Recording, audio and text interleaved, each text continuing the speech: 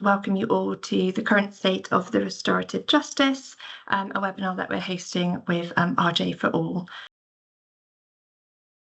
So for those of you who haven't heard of us and don't know about Skills for Justice already, we are a not-for-profit organisation. We're a charity in the UK.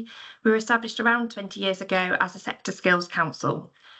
So we provide consultancy and research tailored to meet the operational requirements across the justice sector. Our expertise and experiences include services such as workforce planning, training, research and evaluation, coaching and mentoring, quality assurance and audits. Our consultants are all industry experts and subject matter experts in their fields. Many have backgrounds in the justice sector, meaning that we understand the challenges experienced and we're very well placed, therefore, to support our public sector colleagues. As a charity, our vision is always to look to improve lives through better skills, better jobs, and through the delivery of better services.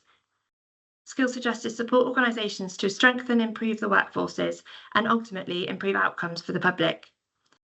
We support a vast number of colleagues across the justice sector, including fire and rescue, defence, local authority sector employers and policing, and are trusted partners of hundreds of organisations across the justice sector.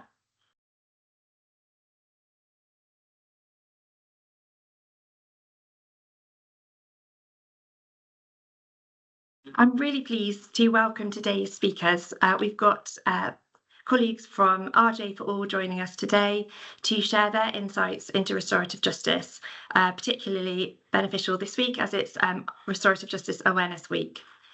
So we're really pleased to be partnering with RJ4All.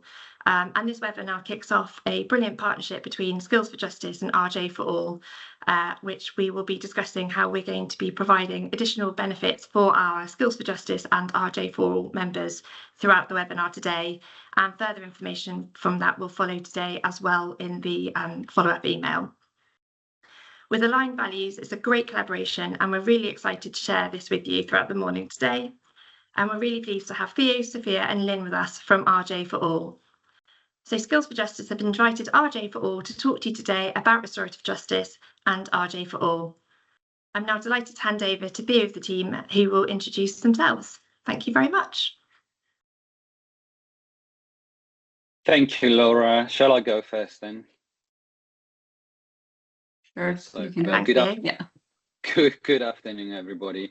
Yeah, my name is Theo Gavrielides. I'm the founder and director of Restorative Justice for All, RJ4All, as Laura said. RJ4All is an international institute. We are independent. We function across the UK and internationally. And I guess we look at restorative justice as a method, as a methodology for addressing conflict, but also improving our society. We look at it from a research evidence-based point of view, including raising awareness and educational standards within the field, but also practice restorative justice where it's appropriate. I guess my background, before I turn to the dark side of restorative justice, I trained as a criminal law barrister and as a human rights lawyer. And then obviously I met restorative justice and left that behind me. Sophia, do you want to go next? Sure. Hello, everyone. Nice to be here. My name is Sophia.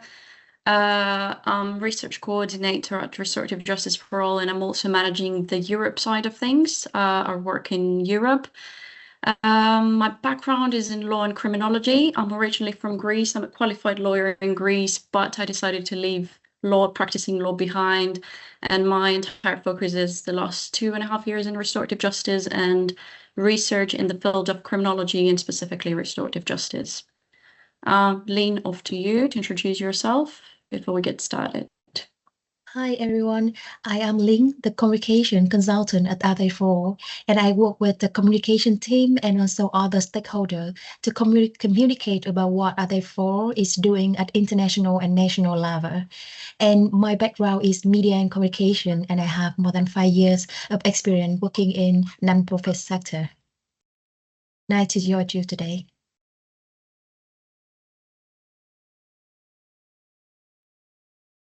Theo, you can get started, I guess. I'm trying to change the slide. Yeah. Yeah.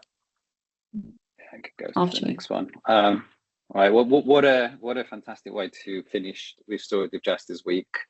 For those who don't know, International Restorative Justice Week is an awareness raising week that has been going on for some time, and obviously the aim of the week is to raise awareness of restorative justice. So thank you, Laura, and to Skills for Justice for inviting us to give you this lecture, which we hope will be useful to you and engage in a dialogue. I understand that Laura will be taking questions as we speak. I think you can type them in your screens, and then we'll leave enough time at the end to have a dialogue and answer any questions that you have.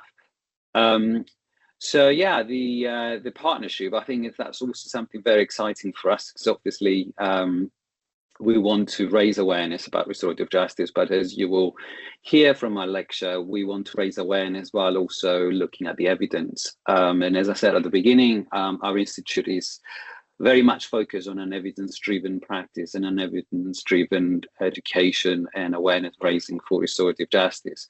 And that's why probably you'll see some parts of my presentation saying the good news and the bad news. And I guess, and if you want to go forward, Sophia, just carry on.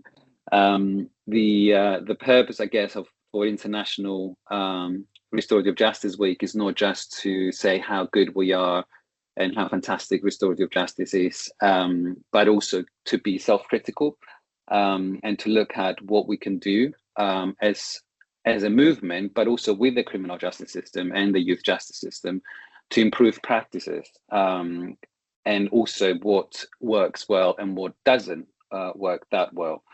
I guess another purpose for Restorative Justice Week is to meet you and for you to meet us and those who haven't heard about us or the concept or practice of restorative justice, to engage with it, to ask questions, and I guess alternatively, ultimately to find alternatives, because that's what it's all about. I think restorative justice is about providing those alternatives and not taking anything away from anybody, including victims and offenders. So yeah, we like to be self-critical, and I think that's through debate and dialogue, including, restorative justice dialogue, that I think we can all improve. And it's within that spirit that we're giving this lecture.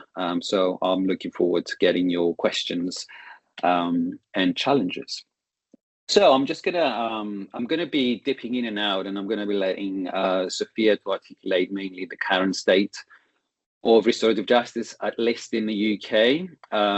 So my contribution will be more of a critical analysis of restorative justice. But just to start with the good news, I guess, restorative justice has been around for some time. And, it's not by coincidence that recently, and also when I say recently, maybe over the last 20 years, restorative justice has been mentioned in countries like the UK and other common law systems as an alternative to criminal justice and youth justice. But if you look at the history of restorative justice, and I've put one of the publications, and there's lots of other papers on the history of restorative justice, or what I call it, the rise and fall of restorative justice, goes back as the ancient Greek, or even longer than that, civilizations. It was the main methodology through which communities and conflict was resolved. And as we progressed with our structured criminal justice systems that followed the Middle Ages and the construction of the state as it was at the time, the conflict between the parties was taken away, or was being controlled more and more by the kingdom or the state, and the structured criminal justice system then started to marginalize the usage of restorative justice. I'm not going to go into the details of it, just staying with the good news that back in the 70s, people started to ask questions about the effectiveness of the criminal justice system and looking at alternatives. And people started to write about restorative justice. We had papers like Niels Christie paper in the 70s, titled Conflict as Property, giving people who own the conflict ownership and taking it away from people like us, lawyers, and giving them to manage. And then gradually restorative justice in literature and in legislation continue to grow, and we are where we are today. I just highlighted some international laws and instruments, but I know Sophia is going to go into the details of this and even more in a minute. But just to say, in terms of the good news, because restorative justice is not just a practice or some sort of an idea, it is also something that me personally as a criminal lawyer, if you divert a case from the criminal justice system, it is a method that takes that option away from the one that we are used to through the courts, the police, probation, and so on. So having regulations and having laws such as the Victims Directive, for example, that has restorative justice articles within it, and as you know, at least when we were in Europe, directives are higher types of legislation that must be implemented into the legal order.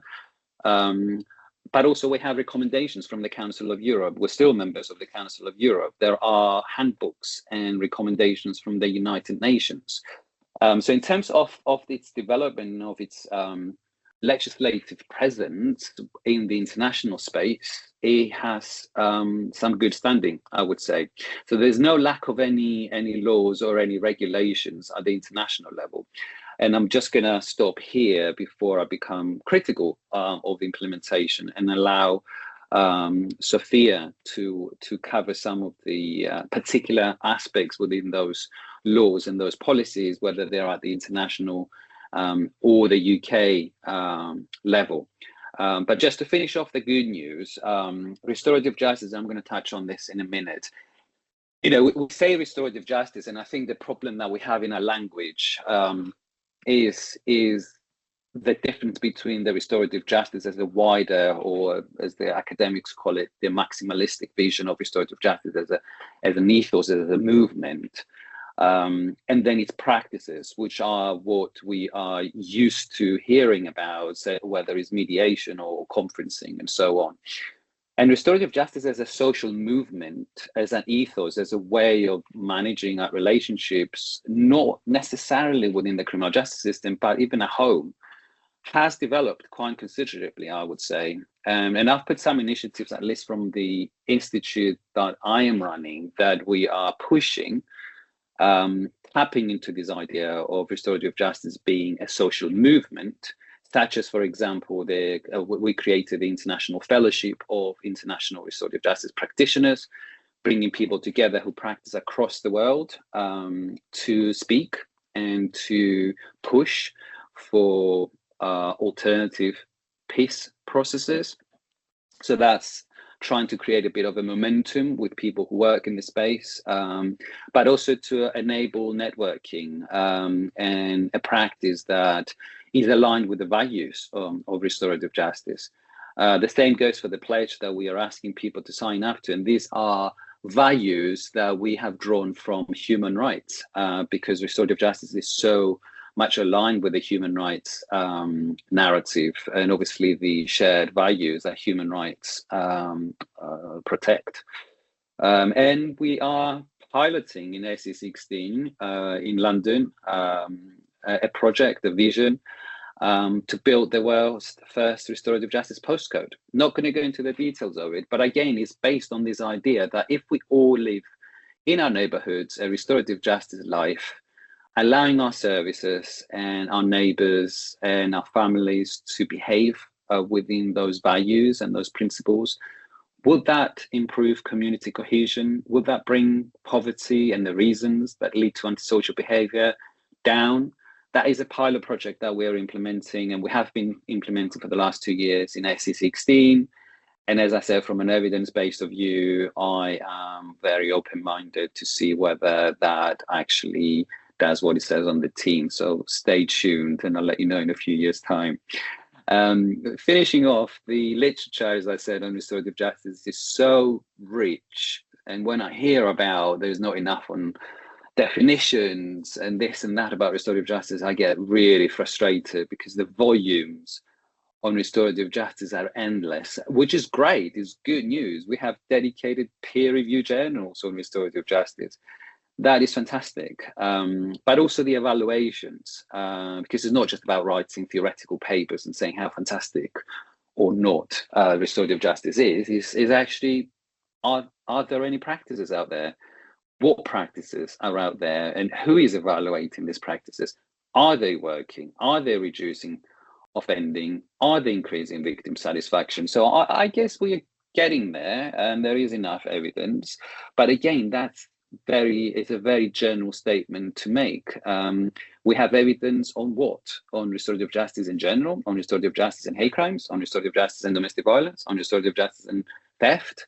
What is the evidence on? Where does it work? So we need, again, to be very clear and very careful when we talk about evidence and that restorative justice works. We have to be very specific. So this is where I pause, pass on to Sophia. Fantastic. Thank you very much, Theo. That was very elaborate of our approach to restorative justice again, I guess. And I'll be moving on to some emerging trends, basically around legislation, and then some recent developments related to restorative justice in the UK. Again, good news.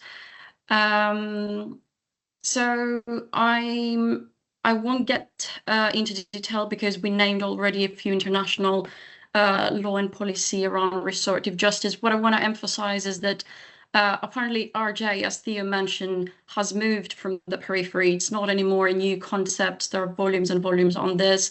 It's formally recognized in international law and policy as well as in the UK. So it's apparently a need just to practice it properly and consistently. In terms of international law, I just highlight the Victims' Rights Directive. It's a significant step in establishing rights for crime victims, including RJ access. It's a very strong legal framework for restorative justice. Unfortunately, in 2022, the European Commission evaluated the Victims' Directive, identifying gaps in victims' empowerment. And we were happy enough waiting for the proposal, which came in 2023. It's through revision at the moment. But unfortunately, the obstacles in terms of restorative justice access for victims and offenders remain such an uneven RJ access is out there and inconsistent integration in criminal processes. And with the revision, it doesn't seem that this will change much.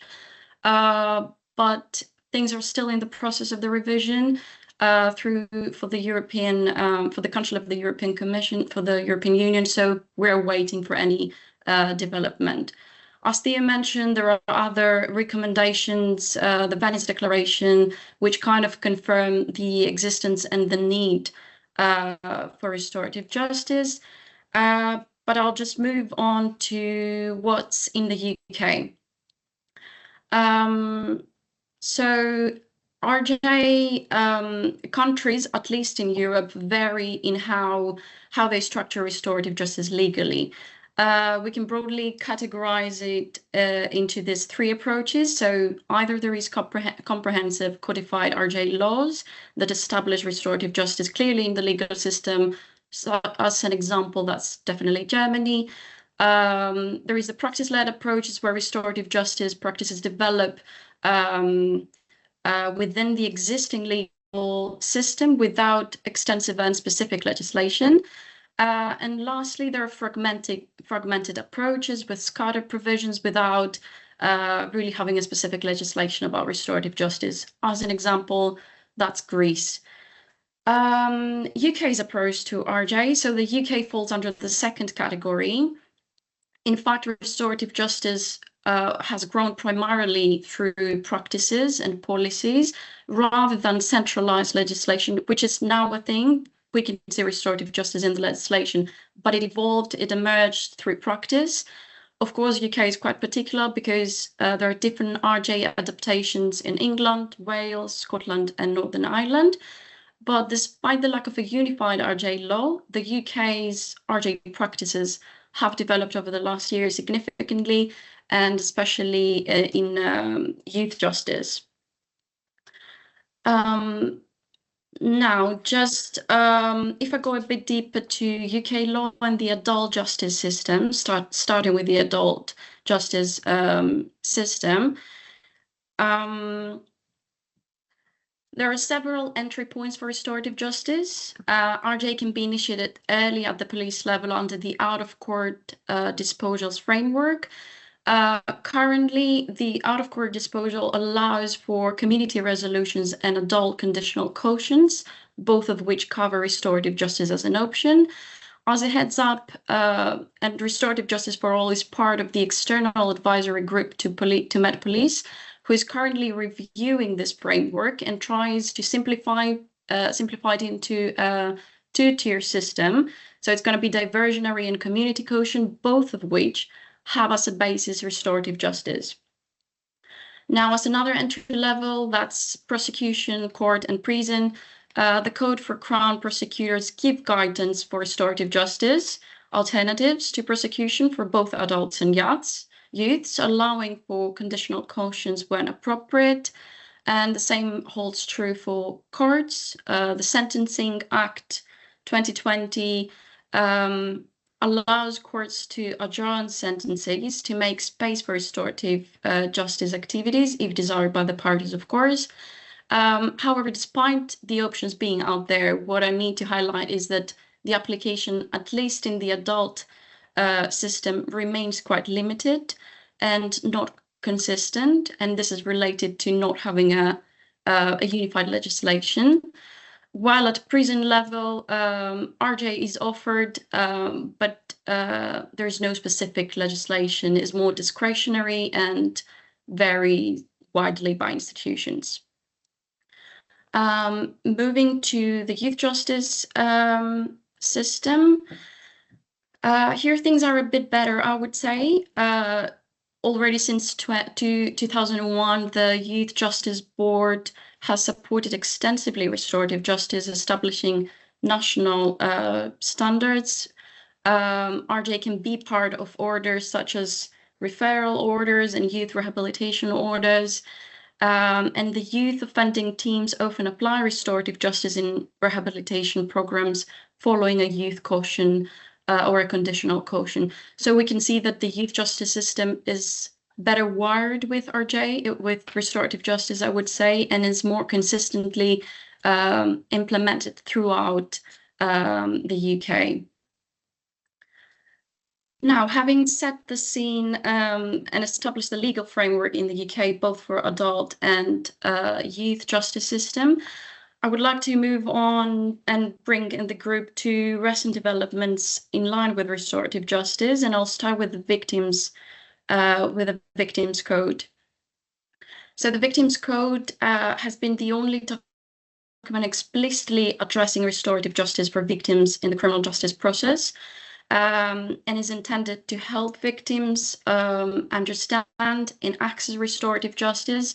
However, going to the bad news now, it lacks enforceability and systemic monitoring, and that's why RJ remains inconsistently applied. We can see some boroughs having better services while others do not have the same RJ provision and offer. That's because police officers as an entry point might not even know that they have to offer it. Talking about the Victims Code, I need to say that last year, RJ4All and other partners advocated for RJ's inclusion in the Victims and Prisoners Act in order to strengthen this legislative backing that I've been mentioning. Although RJ didn't make it to the face of the bill, so it's not in the Victims and Prisoners Act, the Act itself included several significant changes in order to improve the Victims Code's impact and enforceability.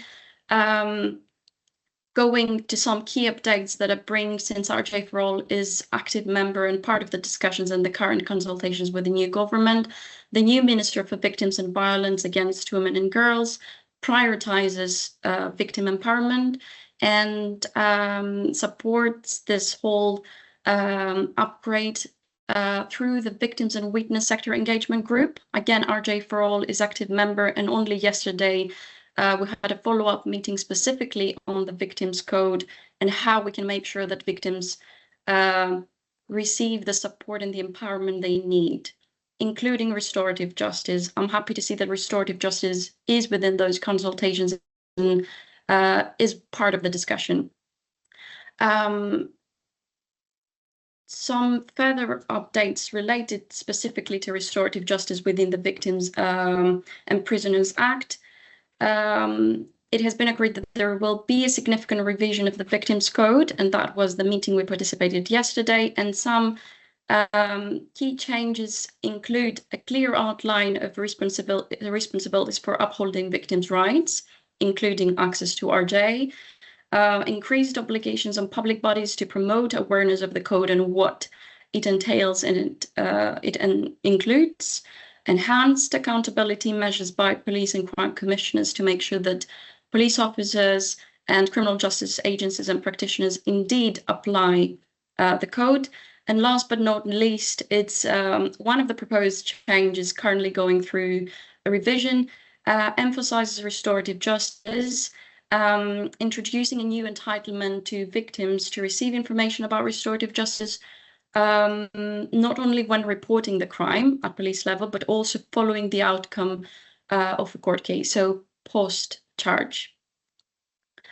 These are some good news, and they kind of supplement another good news that comes, which is quite recent, only in October 2024. We heard in the news about the independent review of sentencing, and I'll explain how this is connected and related to restorative justice.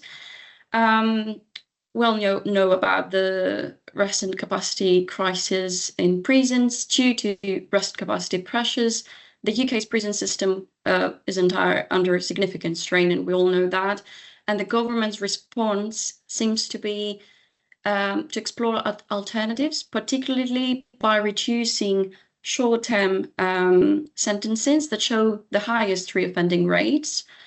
And we're happy to see that ministers within this framework, like this context of reviewing the sentencing bill, are exploring ways to make community sentences a trusted and viable alternative to prisons.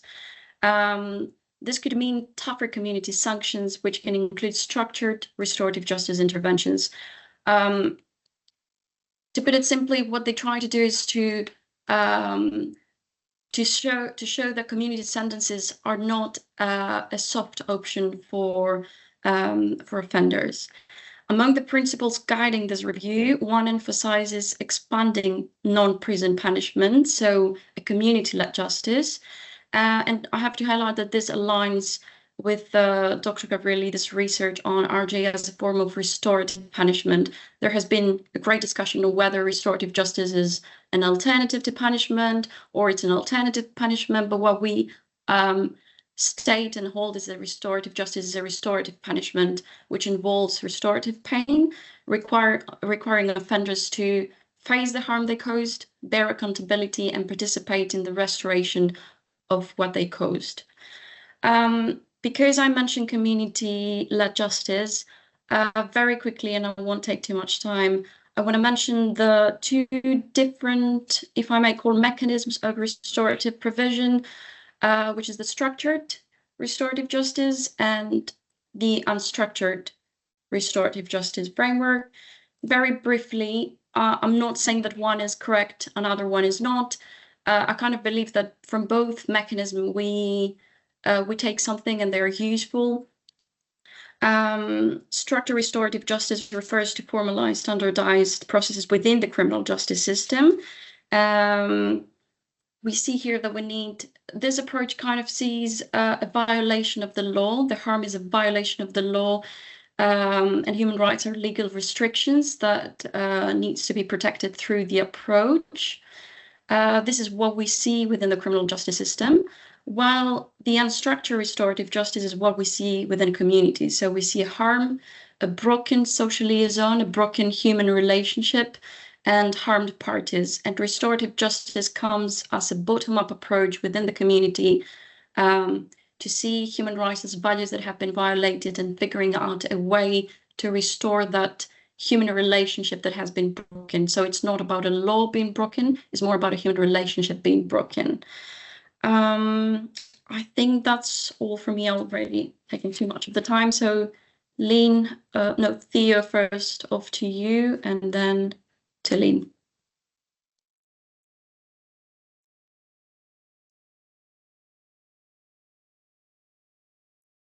Sorry, Theo, you're muted. There you go. Sorry about that. So yeah, now going back into my kind of more critical approach with restorative justice, I think I'm just going to mention a few things that I think the restorative justice movement could be looking at and help develop the concept even further. I think one of the issues that we keep having to deal with is this multiple understandings of restorative justice, the plethora of definitions, and the many different lists of principles and standards. And this doesn't seem to be some sort of consensus around around what it stands for, which in a way, kind of for me, is not a bad thing. I mean, I kept saying, don't stress too much about definitions. You can call this restorative justice whatever you want, as long as the values and the principles are honored. And one of the problems that I've identified on a number of occasions is to what extent our practices and our narratives and our articles are aligned with the original intentions of restorative justice and its community-led nature. Which takes me to the second point on the presentation about standardizing restorative justice. So yeah, one of my concerns that I've seen in the UK and across the world, kind of a standardization of restorative justice in the sense of like, this is how it should be done. These are the scripts. These are the processes. There's no room for for flexibility. When actually, as I said, going back into the very roots of restorative justice as a community methodology for addressing harm, that was not the case, and it should be should be in the hands of those who have been given the restorative justice option back into their own hands. So if we are going to return conflict as property, let's return conflict as property and safeguard its community-led nature. The other problem that I have by standardizing restorative justice and claiming that one model is better than another model is, okay, so who is actually going to guard the guardians, as the Latins used to say. So if you are the one that is professing that model is the best and you're the guardian of the model, who is going to guard you? And as we know, unlike the criminal justice system, or at least our profession, barristers, for example, are regulated by a regulator, solicitors, a different one. Who is guarding the guardians? And then, the standards for whom and by whom? Are these specific bodies that are being paid to set up standards, or are these standards that the community is setting? Are the standards that we are drawing from the narrative and philosophy of restorative justice? Do people who write the standards and ask us to follow those standards read or written anything about the philosophy of restorative justice? Where did they find those standards? So all those are questions that I'm asking to honestly find the consensus and look at the way that we have been developing those claims and those standards, so that we are walking the talk. And at the end of the day, I'm asking who owns restorative justice, because if restorative justice should be owned by the parties, should be owned by the communities, then why are we so stressed about our organizations and who is doing what? And that leads me to kind of my biggest concern of all, which I call it the McDonaldization of restorative justice.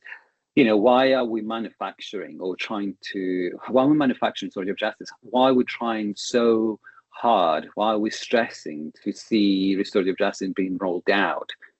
To what end? And I'm not saying it's a bad thing. I'm just asking, what is the purpose for that? And while doing so, whether you are in the training space of restorative justice, the practice space of restorative justice, what is your model? What is your principles? What is your priorities when you prepare trainings for restorative justice?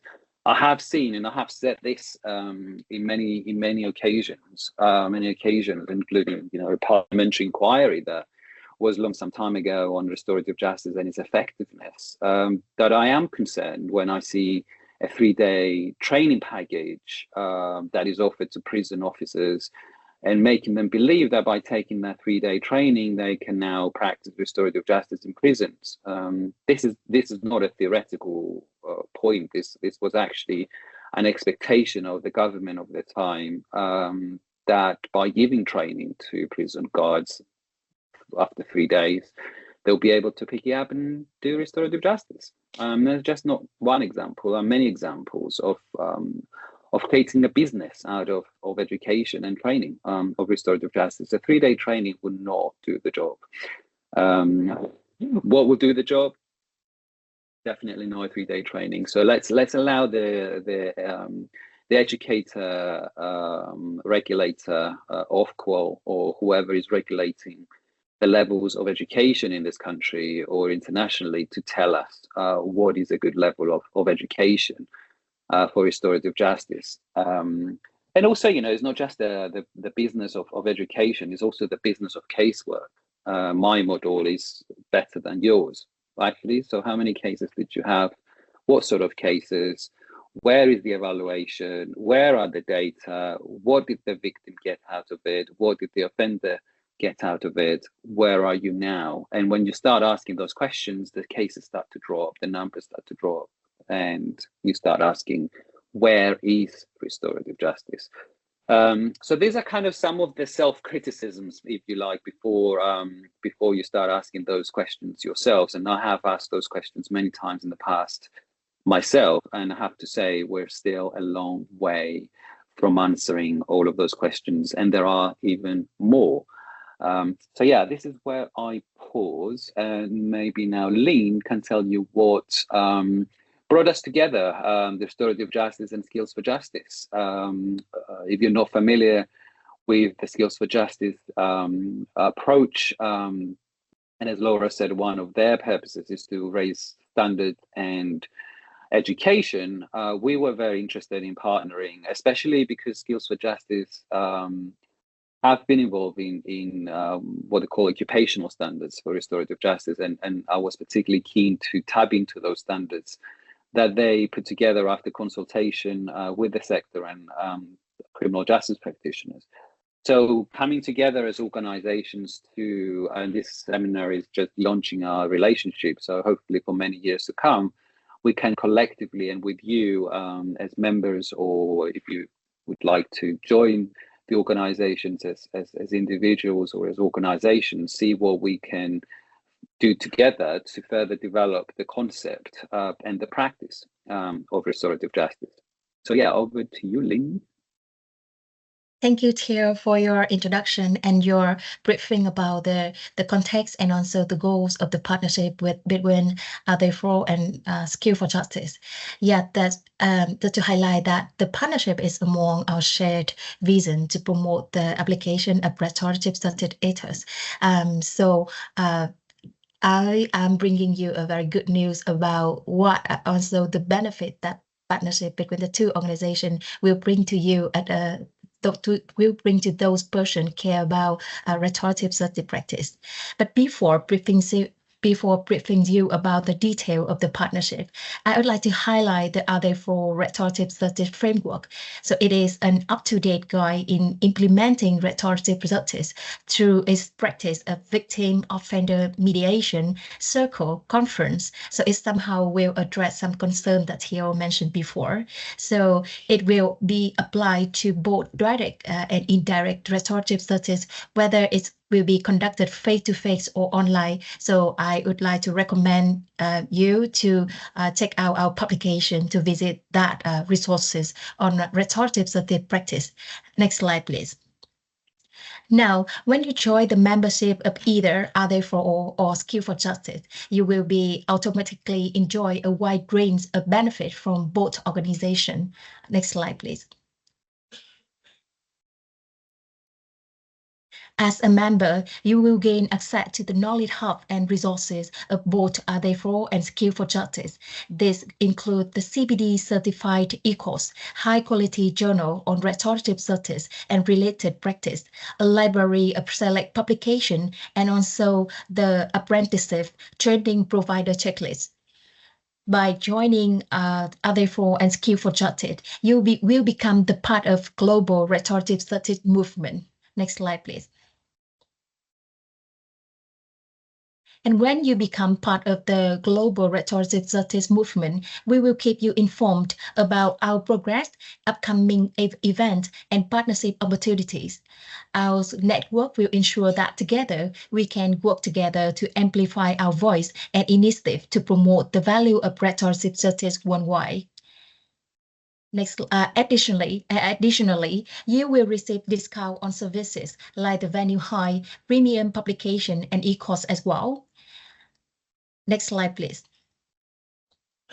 And now I would like to introduce you to the UK, the first level 5 regulated diploma in restorative justice, currently under consideration by the Office of Qualification and Examination Regulation of the UK. So this diploma will provide you the formal qualification to become a certified restorative justice practitioner as because when you become a member, when you join the membership, you will receive a discount on this course. So as Theo and Sophia already mentioned about the importance of like proper and quality education on restorative justice. So it's not about 3 days or 4 days, a short course to become a restorative justice practitioner. So we are filling the gap by providing a high quality and like well-designed restorative justice diploma, which will be brought to you by a qualified restorative justice practitioner.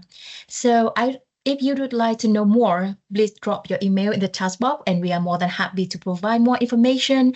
And now I would like to invite you to watch a very short video that will give you further insight into the diploma. Sophia, can you help to play the video? Are you finding a pathway to become an accredited restorative justice practitioner? At RJ4All Education, we're launching the first Level 5 regulated diploma in restorative justice practice designed for you, whether you're just starting out or advancing your career. You can build a strong theoretical foundation and gain hands-on experience through supervised casework, guided by experts in the field, combined all in one course. This one-year program offers flexible arrangements and a hybrid learning environment. Plus, you can join a 3-day professional development workshop led by world-class experts. With affordable fees and free access to our exclusive resources, unlock your future in restorative justice with us. Leave your contact details for a free consultation and start your journey in restorative justice today. RJ4All Education, restoring restorative justice education. Thank you. Are so you the finding final a message. pathway to become an accredited restorative justice? Thank you. So the final message is to say that like RJ4All and Skill for Justice are on way there with our rich resources and library and publication and e-course and education opportunities on restorative justice to bring to you to support your career path in terms of to become a qualified restorative justice practitioner. Thank you. And I would like to hand over to Sophia for the rest of the presentation. I think it's me. That's off you. Yeah. Yeah. Oh, Yeah, okay.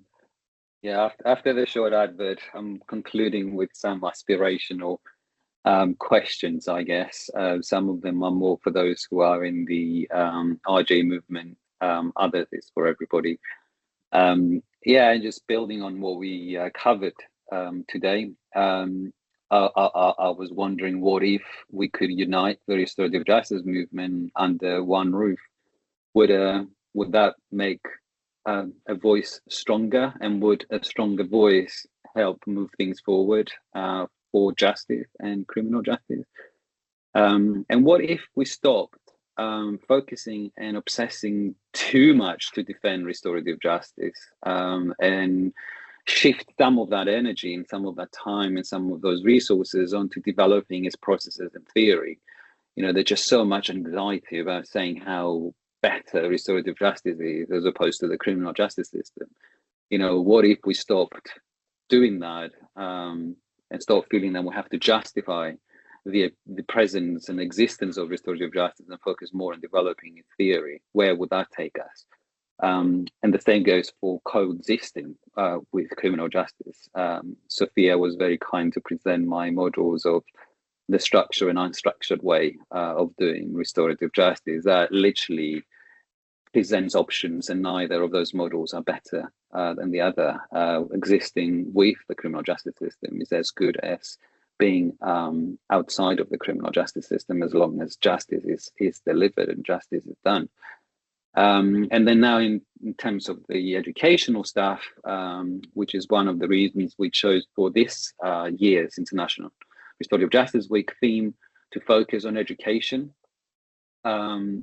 What if we stopped obsessing regulating restorative justice and creating regulatory bodies and registers and membership fees, and focus more on regulating its education?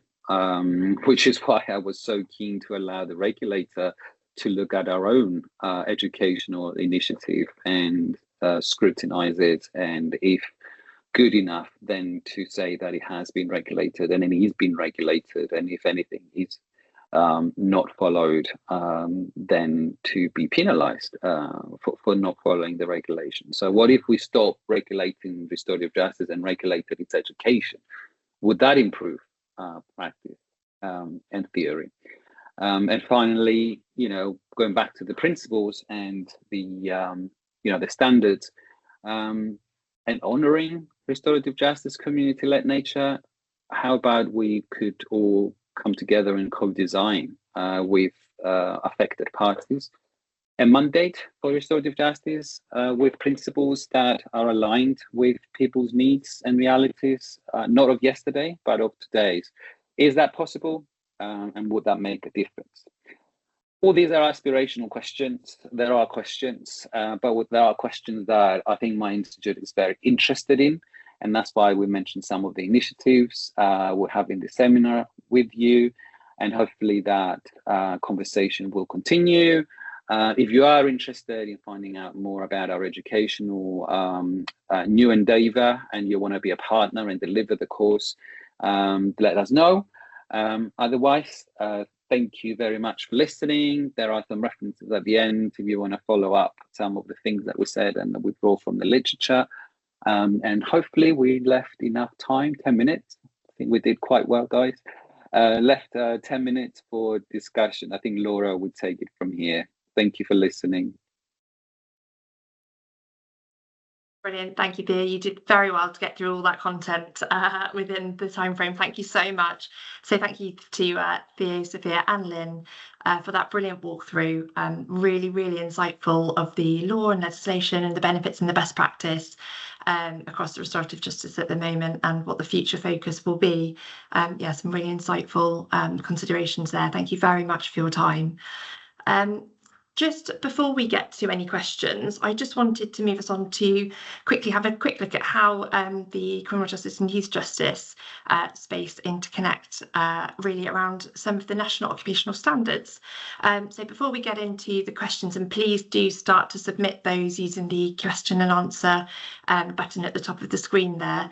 I just quickly wanted to focus on that crossover really between youth justice and restorative justice. So you may be aware that Skills for Justice are currently in the process of updating the national occupational standards that relate to youth justice. There were previously around 55 national occupational standards in this space. Skills for Justice have led an expert working group to review and update these. I believe they've got them down to about 22 now, to ensure they're still relevant and reflect the correct language across the space now. So they are being reviewed, and there will be a public consultation going live next week. And we'd really welcome your input and oversight and feedback into those. So if you'd like to register to receive information when the consultation is open for responses, you can do so with the Q&R code at the bottom of the screen there. For anyone who's not aware of National Occupational Standards, they are a national standard across the UK that are used to build qualifications, apprenticeships, training programmes. They can support with developing job descriptions and to support with measuring workplace competence. So it's really, really important that we get these right to provide a really substantial framework across the youth justice space. So we'd really welcome your input on those. Thank you very much. And yeah, hopefully you can use the QR code to register for that. Just before we then move on to question and answers, just to remind everybody that there will be an email following afterwards with the link to the webinar, any FAQs that we haven't got through, and there will be a short feedback survey as well. We'd really appreciate if you could just take a couple of moments to fill that out. I'll just have a look now at the question and answers.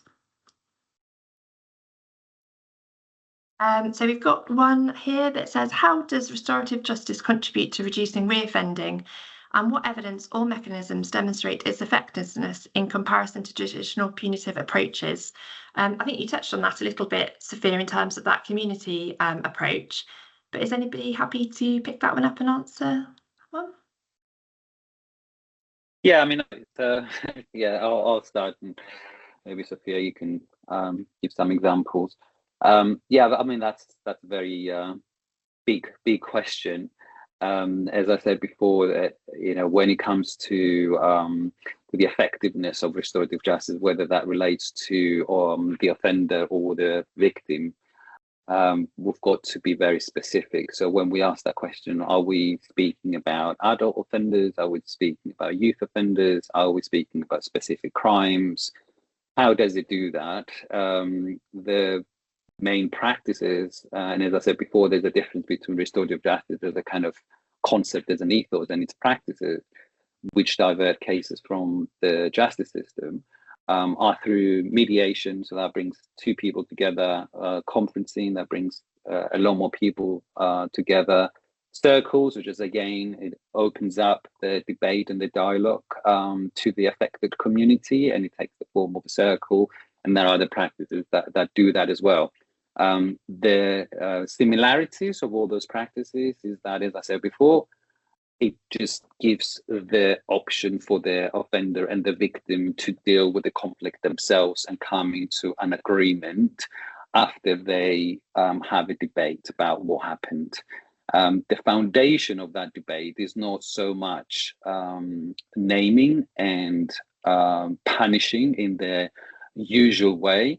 The focus of it is what has been the harm, which is why we try not to use terms such as victims and offenders, and we focus so much on the harm itself, saying that there are harmed and harming parties. And by enabling that dialogue and that conversation and trying to see how that harm can be restored, can help reduce the numbers, if you like. But as I said before, it depends on what sort of harm we are talking about. By entering into that dialogue of acknowledging harm and restoring harm, then that process of transformation allows for the person who has harm to realize the harm that was done and stop doing it. We have seen some successes, as I said before. This has been going on for some time, and there are documented in the literature. And as we said before, this can happen both within the formal justice system, in the way that Sophia explained, the different points of entry, but also within the community. So this is kind of at the informal stage, or if you like, at the diversion stage, where the case just gets out of the formal justice system and goes back into the hands of the community.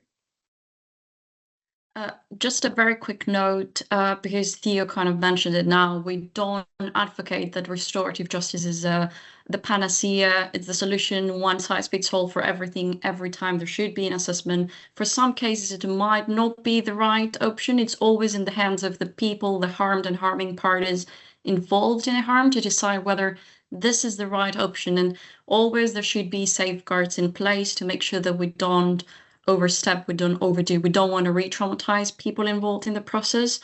So it's not just a blanket theory that restorative justice reduces reoffending. We don't say that. It's always a matter of the specific case. And just as a last point and note is, it's interesting to see that the government picks up on the evidence and shifts towards more community-led justice. We see that from the independent review of sentencing. They kind of realize, after the evidence that is out there in the literature, that community-led is not a soft option. It can be as tough as imprisonment, or in our opinion, even more than that. Thank you. Probably got time for one more question. So Bashizi's asked, what are the potential causes for the lack of specific RJ legislation for adult prisoners in the UK? What are the specific? What are the potential causes for the lack of specific RJ legislation for adult prisoners in the UK? Yeah, I mean, I'll let you share your thoughts, Sophia. I know you've been involved in this for a bit. The point I'm going to make is I wouldn't stress too much about legislation. I mean, we have had legislation for restorative justice for other stages of the criminal justice system, and yet actually that might have backfired, to be honest.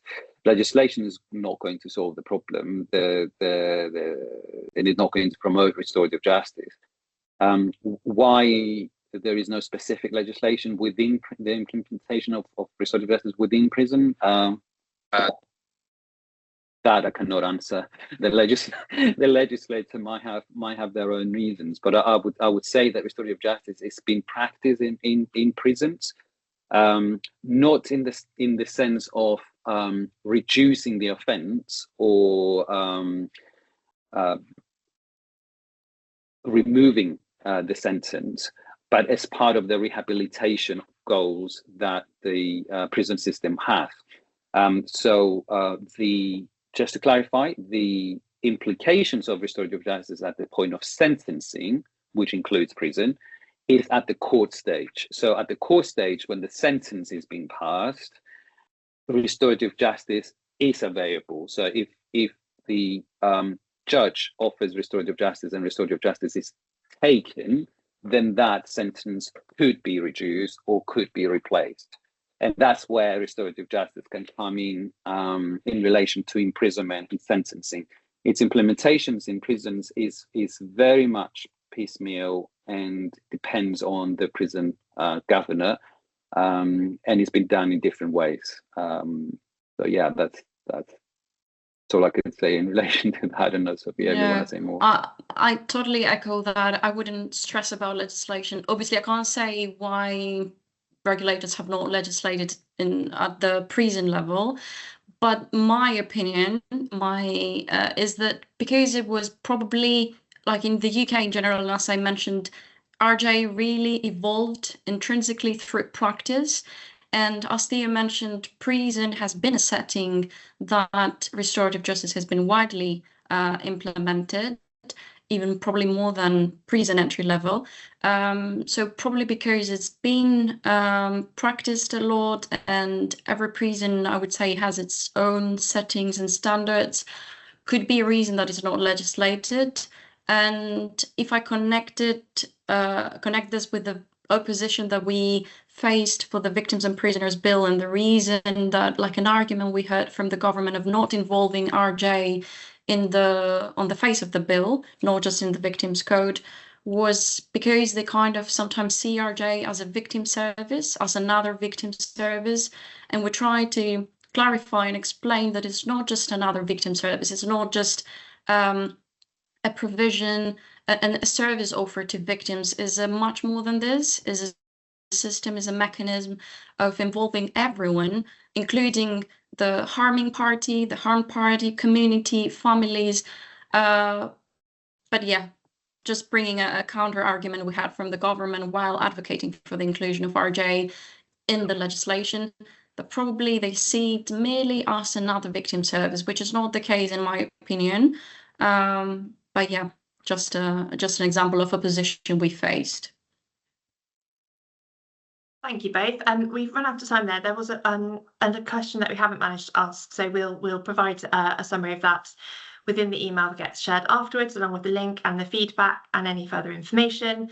All of our details are on the screen now, so if you've got any questions, we're more than happy to be contacted. So please don't hesitate to reach out if there's anything that we can support with going forwards. Huge thank you again to RJ4All. Really appreciate your time, Theo, Sophia and Lynn, and all the information that you've shared with us today. Thank you very much, and thank you everybody for attending and joining. Hope you have a lovely afternoon. Thank you. Thank you. Thank you very much.